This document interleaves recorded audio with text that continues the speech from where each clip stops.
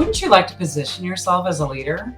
It's actually a little bit easier than you think. Definition of a leader Very good. is the person who leads or commands a group, an organization, or a country. Number one, read daily. Business books, current topics. Warren Buffett spends 2 hours a day reading. You believe that? One of the richest guys in the world. What makes you think he's so rich? And it's the reading. It's not because he watches Netflix. Second thing you do for your knowledge, sign up for training. When the pandemic hit, we were lost. We have a business that does events in person. I have 7 businesses that do events in person. We kind of went into panic mode. Like, oh, didn't see that coming. Yeah. We jumped that was rough. into training a month into the pandemic in April of 2020. We jumped into training and we haven't stopped because it has come back to us.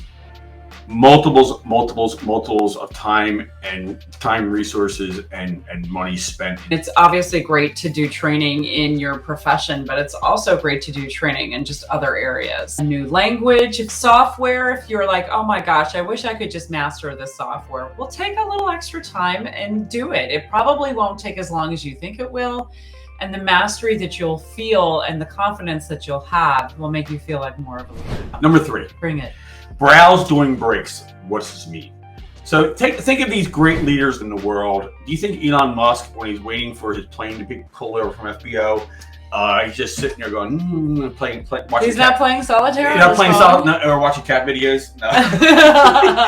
No. I figured he's probably tweeting somebody. Yeah, he's probably tweeting somebody. He's checking in, seeing what's going on in the world. I mean, you get some breaking news. Elon Musk is right there to comment on it because he's keeping abreast of what's going on in the world. Those micro moments of finding out what's going on from your phone. I mean, so when you're standing in line at the grocery store, this device right here is probably the most important gadget in the last 20 years. Train, yeah. Any of those moments where you just have like a couple of minutes. So take every opportunity you can to learn something. Next. 4. Yes. Take a course. Ooh. This is different than training.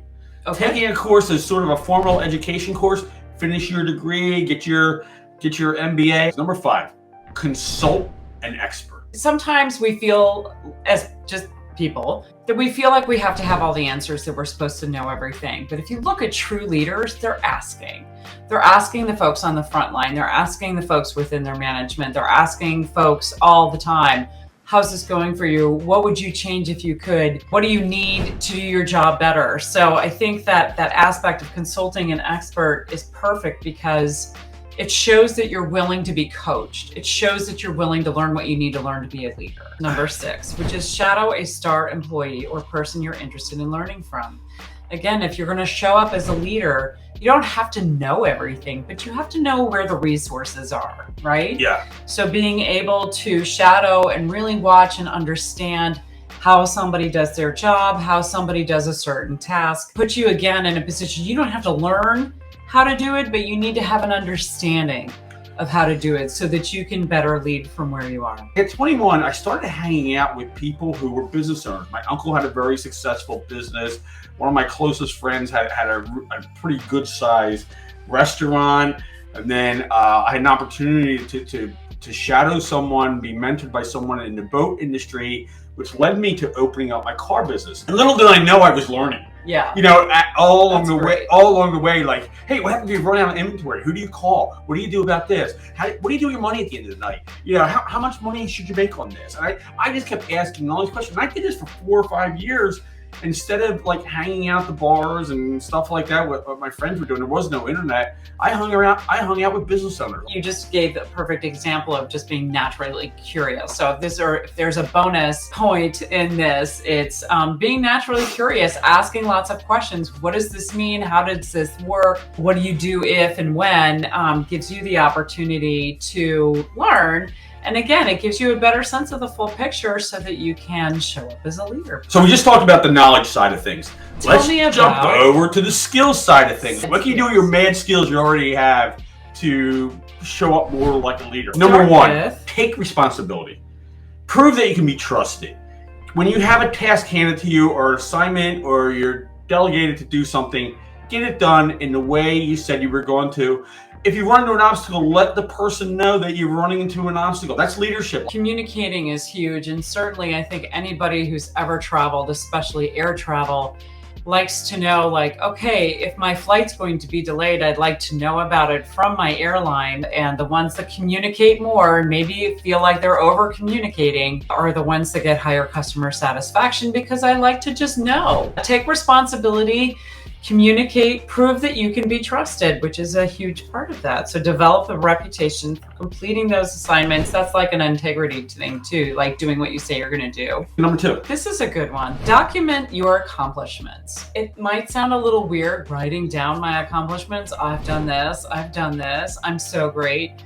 But what's really important there is that you're keeping your own list of this, which is important because sometimes we get so busy with what we haven't done, we don't take a moment to go, oh, I got that done. One of our billionaire mentors, when he has a tough day or something that did not go his way, he turns right back, he grabs his pad of paper, and he writes down his goals. Writing down his goals. Writes down his goals again and again and again, because that reaffirms why he's doing what he's doing and how things can get tough and stay on top of it. Number 3 is express enthusiasm.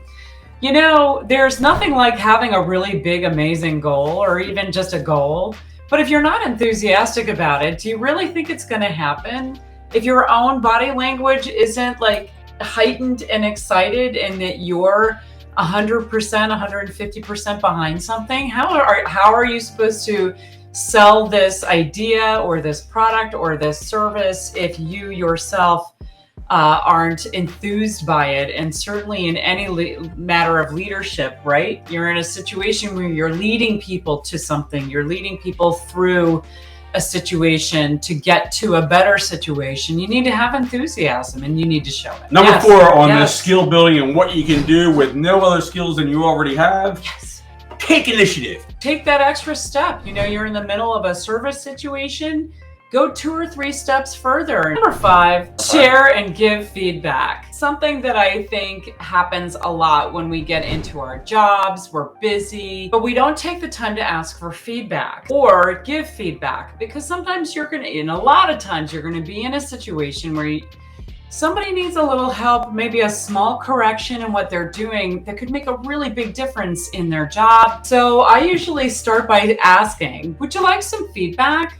And if they say no, I don't give it to them. But if they say yes, I try to find a very constructive way, which was essentially the way I would want to hear it, to give them some feedback and just share with them, like, that situation that you went into was really difficult and you handled it really well.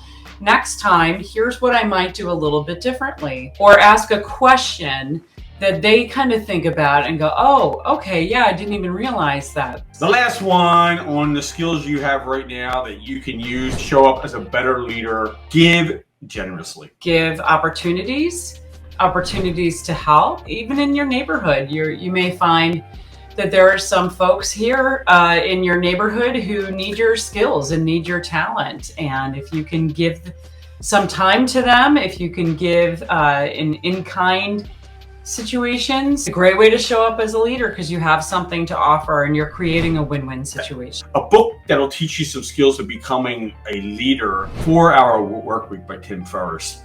It's an interesting book, and I'll introduce you to some ideas you've not thought of before. 10X Rule. Fabulous book. Completely will shift how you look at things, and in a really good way, in a very empowering and exciting way.